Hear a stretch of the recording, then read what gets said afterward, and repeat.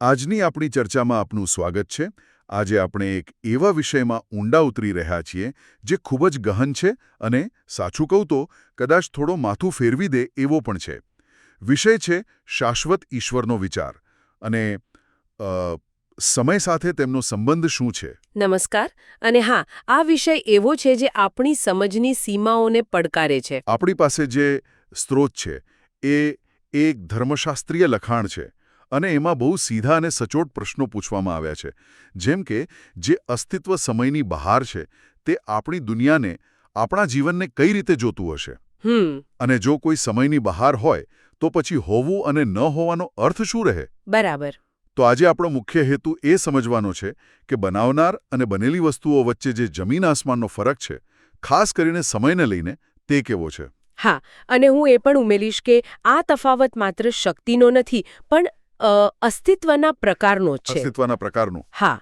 આપણે સતત બનીએ છીએ, બદલાઈ રહ્યા છીએ, જ્યારે સ્ત્રોત મુજબ ઈશ્વર ફક્ત છે. તેઓ બદલાતા નથી. આ જે મૂળભૂત ભેદ છે એને સમજવો આખી ચર્ચા માટે ખૂબ જ જરૂરી છે. અને આ સમજ આપણને આપણી વાસ્તવિકતા વિશેની ધારણાઓ પર ફરીથી વિચાર કરવા મજબૂર કરશે. બરાબર છે. તો ચાલો આને ખોલીને સમજીએ. સ્ત્રોતની સૌથી પહેલી અને મૂળભૂત વાત એ છે કે ઈશ્વરે સમય અને અવકાશ બનાવ્યા છે. પણ તે પોતે એનાથી બંધાયેલા નથી. બિલકુલ. આનો સીધો અર્થ તો એ થયો કે જે નિયમો આપણા પર લાગુ પડે છે, જેમ કે આપણે એક સમયે એક જ જગ્યાએ હોઈ શકીએ. હા, કે આપણે સમયમાં ફક્ત આગળ જ વધી શકીએ. બરાબર, પાછળ નહીં. તો એ નિયમો ઈશ્વરને લાગુ પડતા જ નથી. એકદમ સાચું. અને આ વાત આપણી સમજની લગભગ બહાર છે. કેમ? કારણ કે આપણું આખું અસ્તિત્વ જ સમયની એક રેખા પર ટકેલું છે. ભૂતકાળ, વર્તમાન અને ભવિષ્ય. આપણે તો જાણે એક ટ્રેનમાં બેઠા છીએ જે એક જ દિશામાં જાય છે. હા, સાચી વાત છે. પણ સ્ત્રોત કહે છે કે ઈશ્વર માટે આવી કોઈ રેખા, કોઈ ટ્રેન છે જ નહીં. તો પછી શું છે? એટલી દરેક ઘટના, બધું એકસાથે એક જ સમયે હાજર છે. એટલે કે હું એક ઉપમા વાપરી શકું? હા, ચોક્કસ. જાણે આપણે કોઈ ફિલ્મ જોઈ રહ્યા છીએ, એક ફ્રેમ પછી બીજી ફ્રેમ. બરાબર. પણ ઈશ્વર માટે આખી ફિલ્મની રીલ એક સાથે ખુલ્લી પડેલી છે. બહુ સરસ. તે પહેલી ફ્રેમ અને છેલ્લી ફ્રેમ બધું એક જ નજરે જોઈ શકે છે. શું આ સમજ બરાબર છે? આ એકદમ સચોટ ઉપમા છે. અને એટલું જ નહીં, સ્ત્રોત મુજબ તે માત્ર જોઈ નથી રહ્યા. ઓકે. પણ દરેક ફ્રેમને, દરેક ક્ષણને તે જ સમયે બનાવી પણ રહ્યા છે અને ટકાવી પણ રહ્યા છે. વાહ. એટલે જ ગીતશાસ્ત્રમાં લખ્યું છે, તમારી દ્રષ્ટિમાં 1000 વર્ષ વીતી ગયેલા ગઈકાલ જેવા છે.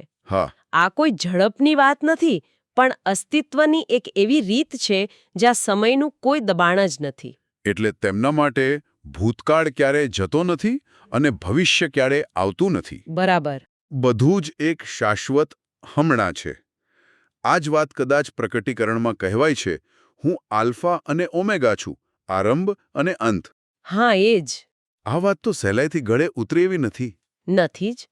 અને આ માત્ર કોઈ કાવ્યાત્મક ભાષા નથી. સ્ત્રોત મુજબ આ ઈશ્વરના અસ્તિત્વનું શાબ્દિક વર્ણન છે. એટલે જ ભવિષ્યવાણી શક્ય બને છે. એકદમ. એમના માટે ભવિષ્યવાણી કરવી એ આપણા માટે કોઈ વાત યાદ કરવા જેવું છે. કારણ કે એમના દૃષ્ટિકોણથી તે ઘટના પહેલેથી જ થઈ ચૂકી છે, અથવા એમ કહો કે થઈ રહી છે. ઓકે. તો જો ઈશ્વરનો અનુભવ આવો છે, તો પછી આપણી શું સ્થિતિ છે? એટલે કે સર્જિત જીવોની. સ્ત્રોત આના પર ખૂબ ભાર મૂકે છે. આપણે મનુષ્યો અને દેવદૂતો પણ સમયના પાંજરામાં કેદ છીએ. બરાબર. આપણે ઈચ્છીએ તો પણ ભૂતકાળમાં જઈને કંઈ બદલી શકતા નથી. કે ભવિષ્યમાં કૂદી શકતા નથી. અને આ મર્યાદા માત્ર સમયની નથી, એ જ્ઞાનની પણ છે. જ્ઞાનની? કેવી રીતે? લખાણમાં સભા શિક્ષકનો ઉલ્લેખ છે, જે કહે છે કે જૂની પેઢીઓને કોઈ યાદ નથી કરતું અને આવનારી પેઢીઓને પણ કોઈ યાદ નહીં કરે. આપણું જ્ઞાન આપણા સમય અને સ્થાન પર આધારિત છે. આપણે ફક્ત એક નાનકડો ટુકડો જ જોઈ શકીએ છીએ. એક મિનિટ. તમે દેવદૂતોનો પણ ઉલ્લેખ કર્યો. શું તેમની પર પણ આ જ મર્યાદા લાગુ પડે છે? હા. મને લાગતું હતું કે તેઓ આપણા કરતાં ઘણું વધારે જાણે છે. તેઓ ચોક્કસપણે આપણા કરતાં ઘણું વધારે જાણે છે, પણ તેઓ પણ સર્જિત છે, સર્જનહાર નથી. ઓકે. તેથી તેઓ પણ સમય અને જ્ઞાનની મર્યાદામાં છે. સ્ત્રોતમાં એક બહુ રસપ્રદ વાત છે. એમાં લખ્યું છે કે દેવદૂતો પણ ચર્ચ દ્વારા એટલે કે મનુષ્યોના સમુદાય દ્વારા ઈશ્વરના વિવિધ જ્ઞાનને શીખે છે. દેવદૂતો આપણા દ્વારા શીખે છે. હા, આ એવું સૂચવે છે. આનો અર્થ એ થયો કે સંપૂર્ણ અને અમર્યાદિત જ્ઞાન ફક્ત ઈશ્વર પાસે જ છે. બીજા બધા ભલે તે ગમે તેટલા શક્તિશાળી કેમ ન હોય, શીખી રહ્યા છે. તો એ સ્પષ્ટ છે કે આપણે બધા સમય અને જ્ઞાનની મર્યાદામાં બંધાયેલા છીએ. હા. પણ આનાથી એક મોટો પ્રશ્ન ઊભો થાય છે. જો આપણી વાસ્તવિકતા આટલી સીમિત છે તો પછી અસ્તિત્વનો ખરો અર્થ શું છે? જે વસ્તુ આપણી વાસ્તવિકતામાં નથી, શું તે ખરેખર નથી? આ બહુ જ સારો પ્રશ્ન છે અને અહીંથી જ આ ચર્ચા ખરેખર ઊંડી બને છે. કઈ રીતે? આપણા માટે જે નથી તે નથી. અનસ્તિત્વ એટલે ખાલીપો, શૂન્ય. બરાબર. પણ સ્ત્રોત એક ચોંકાવનારો દાવો કરે છે. શું? એ કહે છે અનસ્તિત્વ પણ હંમેશા ઈશ્વરની અંદર જ છે. એક મિનિટ, આ વાત થોડી અઘરી છે. અનસ્તિત્વ પણ ઈશ્વરની અંદર છે. આનો વ્યવહારમાં અર્થ શું થાય? એટલે કે જે વસ્તુઓ છે જ નહીં તે પણ ક્યાંક છે? બરાબર. આને આમ સમજો, આપણી માટે ન હોવું એટલે શૂન્ય, ખાલીપો. હા. પણ સ્ત્રોત મુજબ ઈશ્વર માટે એવું કોઈ બહાર છે જ નહીં. બહાર નથી? ના. જે કંઈ પણ સંભવ છે, જે હતું, જે છે, જે હશે અને જે ક્યારેય નહીં હોય, ઓકે. તે બધી જ સંભાવનાઓ તેમના અનંત અસ્તિત્વમાં સમાયેલી છે. જાણે કે એક અનંત કેનવાસ. અનંત કેનવાસ. હા, જેના પર આપણું આખું બ્રહ્માંડ માત્ર એક નાનકડું ચિત્ર છે. અને જે જગ્યાએ ચિત્ર નથી તે ખાલી જગ્યા પણ કેનવાસનો જ ભાગ છે. અને સ્ત્રોત કહે છે કે ઈશ્વર પોતાના શબ્દથી એક ખાલી કેનવાસ પર કંઈ પણ દોરી શકે છે. એટલે કે અનઅસ્તિત્વને અસ્તિત્વમાં લાવી શકે છે.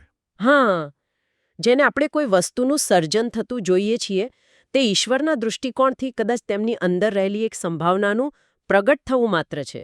અને નાશ પામવું. અને જ્યારે કોઈ વસ્તુ નાશ પામે છે ત્યારે તે ખરેખર ખતમ નથી થતી, પણ પાછી એ અનંત સંભાવનામાં ભળી જાય છે. આ વિચાર આપણી જન્મ અને મૃત્યુની સમજને સંપૂર્ણપણે બદલી નાખે છે. આ સમજવા માટે સ્ત્રોતમાં શૈતાનનું જે ઉદાહરણ છે એ બહુ જ શક્તિશાળી છે. એના વિશે વાત કરીએ. ચોક્કસ. સ્ત્રોત કહે છે કે ઈશ્વરના દૃષ્ટિકોણથી આ બધી ક્ષણો એકસાથે હાજર છે. કઈ ક્ષણો? 1. જ્યારે શૈતાનનું સર્જન થયું નહોતું. ઓકે. 2. જ્યારે તે હેલેલ નામનો એક તેજસ્વી દેવદૂત હતો. 3. જ્યારે તેણે પાપ કર્યું અને તેને સજા મળી. અને 4. જ્યારે ભવિષ્યમાં તેનો સંપૂર્ણ નાશ થશે અને તે અનઅસ્તિત્વમાં પાછો જશે.